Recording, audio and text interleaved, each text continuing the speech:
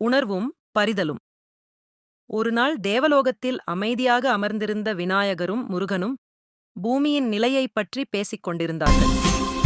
அண்ணா, பூமியில் இன்னும் சிலர் பயத்தில் வாழ்கிறார்கள் போல் இருக்கே என்றார் முருகன். விநாயகர் மெதுவாக சிரித்துக்கொண்டே சொன்னார். போவோமா, பார்த்து வரலாமா என்றார். உடனே இருவரும் தங்கள் வாகனங்களில் ஏறி வானத்தின் வழியாக பூமிக்கு பயணித்தார்கள். அவர்கள் ஒரு அழகான பசுமை பண்ணைக்கு வந்தார்கள்.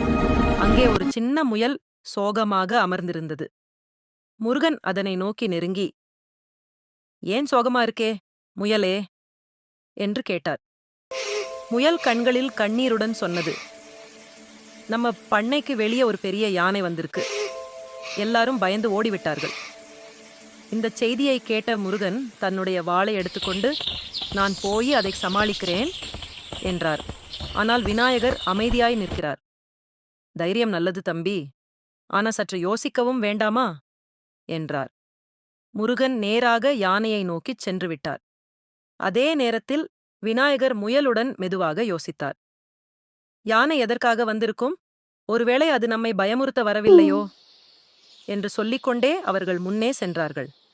யானை மெதுவாக அவர்களிடம் நெருங்கியது. ஆனால் அதனுடைய முகத்தில் கொஞ்சமும் ஆத்திரமில்லை. விநாயகர் மெதுவாக அவனிடம் பேச ஆரம்பித்தார். நீ ஏன் இங்கு வந்தாய் நண்பா?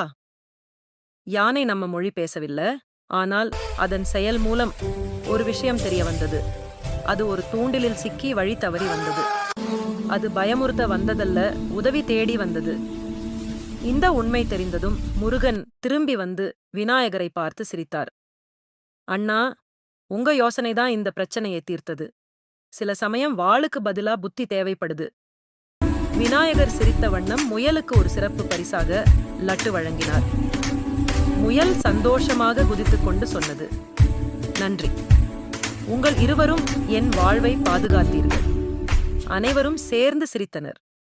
இக்கதை நமக்கு சொல்வது என்ன தெரியுமா? எந்த பிரச்சனையையும் சத்தமின்றி அமைதியாக யோசித்தால் அதற்கு தீர்வு கிடைக்கும். உணர்வும் புரிதலும் இருந்தால் சின்ன முயல்களும் பெரிய யானைகளையும் சமாளிக்க முடியும்.